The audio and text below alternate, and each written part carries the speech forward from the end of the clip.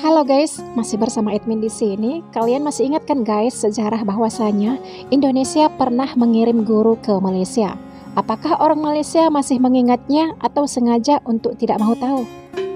Karena netizen tetangga yang selalu ngeledekin IQ orang Indonesia yang rendah lah, IQ gorila, miskin, dan sering sebutin kata Indon. Yuk kita bahas video kali ini biar sejarah fakta yang berbicara. Kita nggak pernah lupa ya guys, kualitas pendidikan di Indonesia pernah sangat diperhitungkan di mata internasional, setidaknya di kawasan Asia Tenggara. Salah satu buktinya, Indonesia pernah mengekspor guru ke negeri tetangga Malaysia pada periode tahun 1966.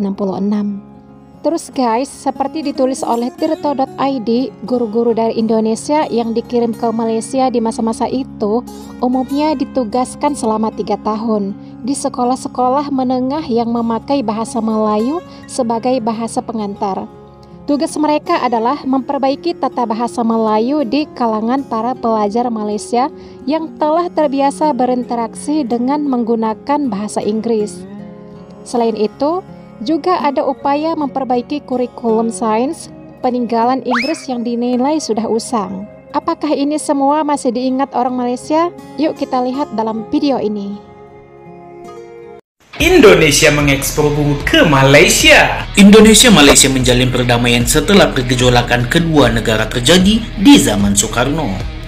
Pada tahun 1970, Soeharto pun mengunjungi Malaysia sebagai upaya memperbaiki hubungan diplomatik kedua negara. Kedatangan Soekarno pun disambut hangat oleh Perdana Menteri saat itu yakni Tun Abdul Razak. Ketika pertemuan diplomatik berlangsung, Tun Abdul Razak justru mengutarakan keinginannya untuk mendatangkan para guru dan dosen dari Indonesia. Ditambah lagi Malaysia memang tengah kekurangan tenaga pengajar profesional karena pada saat itu Malaysia lagi memiliki permasalahan di bidang akademisi dan pendidikan. Sementara itu Indonesia juga banyak memiliki para pengajar yang menamatkan gelar sarjana hingga magister. Keserumpunan dan kemudahan bahasa kedua negara juga menjadi pertimbangan pengeksporan para guru ke Malaysia. Maka pada tahun 70-an hingga 90-an Indonesia pun mengirim tenaga pengajar profesionalnya ke Malaysia. Saya bilang saya membela keadilan. Dan sebab saya pertahankan ialah ada ketikanya tahun 70-an kita merayu, mengemis, meminta pertolongan Indonesia. Guru, dosen, guru matematik dan sains, pekerja-pekerja mahir, itu puluh ribu. Saya umpamanya melaksanakan projek KLIA, airport baru, lapangan terbang baru, Kuala Lumpur. Itu sampai seluruhnya tenaga kerja Indonesia. Semasa kita memerlukan, kita minta pertolongan. Kalaupun kita tidak perlukan, kita jangan apa-apakan. Orang ini manusia, bukan separuh hamba. Dan sebab itu saya mengambil satu pendirian yang keras di sini dan juga di Kuala Lumpur. Ini bukan cara manusia bertamadun, bukan sekadar dengan jiran, dengan sesiapa juga. Tapi kalau kemudian masih saja berlangsung penyiksaan terhadap tenaga kerja Indonesia, pemukulan oleh polisi, apa sebenarnya yang terjadi di sana? Apa pandangan orang-orang Malaysia terhadap orang Indonesia? Sebagian besar Malaysia itu tidak tahu sebab media di Malaysia itu menutup semua keaiban yang dilakukan oleh polisi. Kalau ada dilaporkan sedikit sekali.